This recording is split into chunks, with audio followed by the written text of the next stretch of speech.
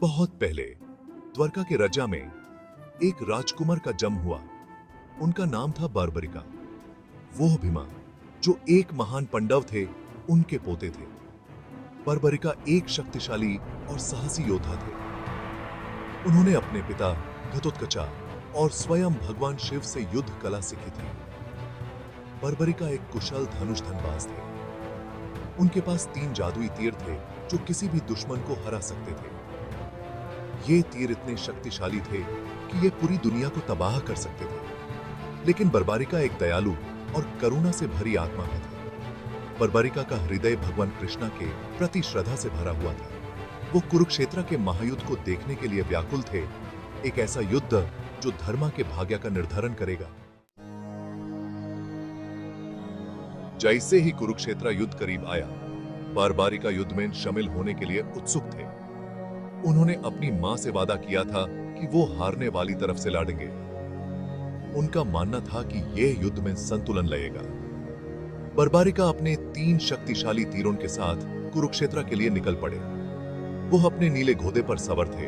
उनका हृदय उत्साह और संकोच दोनों से भरा हुआ था। भगवान कृष्णा बर्बरिका के प्रतिज्ञा और उनकी असाधारण शक्ति से अवगत ने युवा योद्धा की परीक्षा लेने का फैसला किया। एक ब्राह्मण का रूप धारण करके कृष्ण ने बर्बरिक से संपर्क किया। हे युवा योद्धा, कृष्ण ने पूछा, तुम इस महान युद्ध में क्यों जा रहे हो? बर्बरिका ने गर्व से कृष्णा को अपने 3 तीर दिखाए और उनकी शक्ति के बारे में बताया। उन्होंने कमजोर तरफ से लड़ने और युद्ध को जल्दी खत्म करने के अपने इरादे की घोषणा की। कृष्ण ने अभी भी भेष बदले हुए बर्बरिक को चुनौती दी। अगर तुम इतने कुशल धनुर्धर हो, तो क्या तुम इस बरगद के पेड़ के सभी पत्तों को एक ही तीर से भेद सकते हो? बर्बरिक ने चुनौती स्वीकार कर ली। उसने अपनी आंखें बंद कर लीं और अपने मन को एकाग्र किया। उसने अपना तीर छोड़ा, जिसने बरगद के पेड़ के हर पत्ते को भेद दिया। लेकिन एक पत्ता रह गया। वह जमीन पर गिर गया था और बर्बरिक ने अपनी धार्मिकता में उस पर ध्यान नहीं दिया था। तीर अपने उद्देश्य को पूरा करने के लिए बाध्य उस पत्ते को निशाना बनाने लगा, लेकिन ऐसा करने के लिए वह कृष्ण के पैर का चक्कर लगाने लगा। कृष्ण ने अपना असली रूप धारण कर लिया। बर्बरिक चकित रह गया। उसने जिस भगवान की पूजा की थी, उसे लगभग नुकसान पहुंचा ही दिया था। कृष्ण ने बर्बरिक के व्रत के खतरे को समझाया। उन्होंने खुलासा किया कि बर्बरिक की शक्ति ब्रह्मांडीय संतुलन को बिगाड़ देगी, जिससे अनपेक्षित परिणाम होंगे। बर्बरिका ने कृष्णा की बातों में ज्ञान को समझा। उन्होंने अपने तीरों से होने वाली संभावित तबाही को महसूस किया।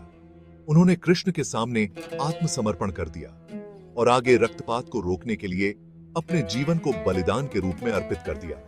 कृष्ण बर्बरिक की भक्ति और बलिदान से प्रभावित हुए और उन्हें वरदान दिया। उन्होंने घोषणा की कि बर्बरिक को हमेशा के लिए श्याम के रूप में पूजा जाएगा, एक ऐसा नाम जिसका अर्थ है सांवला, कृष्ण की तरह। कृष्ण ने घोषणा की कि बर्बरिक कुरुक्षेत्र युद्ध की संपूर्णता को देखेंगे। उनके कटे हुए सिर को एक पहाड़ी की चोटी पर रखा जाएगा, जिससे उन्हें युद्ध के मैदान का विहंगम दृश्य दिखाई देगा। और इस प्रकार बर्बरिक, जो एक शक्तिशाली योद्धा थे, बलिदान और भक्ति के प्रतीक बन गए। उनकी निस्वार्थता का कार्य सिप्पम का मानवता के प्रति उनके प्रेम और भगवान कृष्ण में उनकी अटूट आस्था का प्रमाण था। आमीन।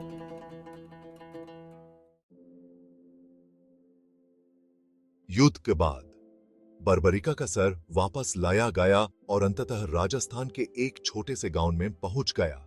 वहां उसे दफना दिया गया और सदियों तक भुला दिया गया। एक दिन एक गाय ने चमत्कारिक ढंग से गांव में एक खास जगह पर दूध की वर्षा करनी शुरू कर दी। यह कई दिनों तक चलता रहा, जिससे ग्रामीण हैरान रह गए। उन्होंने उस जगह को खोदा और बर्बरिक का सिर पाकर दंग रह गए। इस खोज की खबर जंगल की आग की तरह फैल गई। इस चमत्कार को देखने के लिए दूर दूर से लोग गांव में उमड़ पड़े। क्षेत्र के राजा बर्बरिक के बलिदान की कहानी से बहुत प्रभावित हुए। और उन्होंने उसी स्थान पर एक मंदिर बनाने का आदेश दिया। यह मंदिर, जिसे खाटू श्याम मंदिर के नाम से जाना जाता है, आस्था और भक्ति की स्थायी शक्ति के प्रमाण के रूप में खड़ा है। यह एक ऐसी जगह है जहां भक्त आशीर्वाद, सांत्वना और ईश्वर से जुड़ने के लिए आते हैं। मंदिर के अंदर भक्त श्याम बाबा को प्रार्थना और प्रसाद चढ़ाते हैं, जैसा कि उन्हें प्यार से बुलाया जाता है। वे भजन गाते हैं, उनके बलिदान की कहानियां सुनाते हैं और अपने कल्याण और खुशी के लिए उनका आशीर्वाद मांगते हैं। श्याम बाबा को एक शक्तिशाली देवता माना जाता है, जो अपने भक्तों की मनोकामनाएं पूरी करने के लिए जाने जाते हैं। उन्हें विशेष रूप से व्यापार में सफलता, शत्रुओं पर विजय और नुकसान से सुरक्षा चाहने वालों द्वारा पूजा जाता है। खाटू श्याम की कहानी हमें सिखाती है कि सच्ची भक्ति अपने अहंकार और इच्छाओं को एक उच्च शक्ति के समर्पित करने में है। बरबारिका अपनी अपर शक्ति होने के बावजूद रक्तपात को रोकने और धर्म को बनाए रखने के लिए अपने जीवन का बलिदान देना पसंद किया। उनकी कहानी हमें याद दिलाती है कि असली ताकत शारीरिक कौशल में नहीं, बल्कि करुणा और निस्वार्थता के साथ कार्य करने के साहस में है। यह ऐसे कार्यों के माध्यम से है कि हम अपनी सीमाओं को पार करते हैं और ईश्वर से जुड़ते हैं। खाटू श्याम का संदेश प्रेम, बलिदान और अटूट श्रद्धा का है।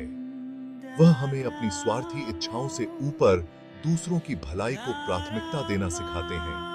वह हमें दिखाते हैं कि सच्ची पूर्णता एक उच्च उद्देश्य के प्रति समर्पण करने से मिलती है। उनकी कहानी एक अनुस्मारक है कि विपत्ति का सामना करने पर भी हमें अपने मूल्यों या अपने विश्वास की दृष्टि कभी नहीं खोनी चाहिए। यह इन गुणों के माध्यम से है कि हम अपने जीवन में वास्तविक शक्ति और अर्थ पाते हैं। आज खाटू श्याम मंदिर लाखों भक्तों के लिए आशा और प्रेरणा की किरण के रूप में खड़ा है। जीवन के सभी क्षेत्रों के लोग श्याम बाबा का आशीर्वाद लेने और उनकी कहानी से शक्ति प्राप्त करने के लिए इस पवित्र स्थल की तीर्थ यात्रा करते हैं। श्याम बाबा के सम्मान में आयोजित होने वाले वार्षिक फाल्गुन मेले के दौरान मंदिर में विशेष रूप से भीड़ होती है।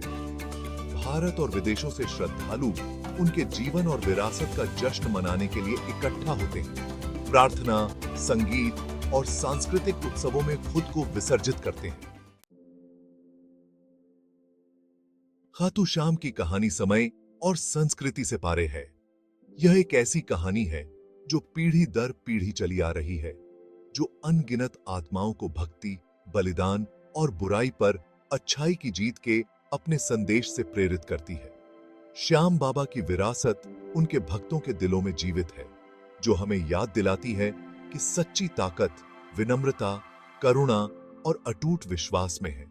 उनकी कहानी हमें अपने जीवन को उद्देश्य, अर्थ और ईश्वर से गहरे संबंध से भरने के लिए प्रेरित करती रहती है।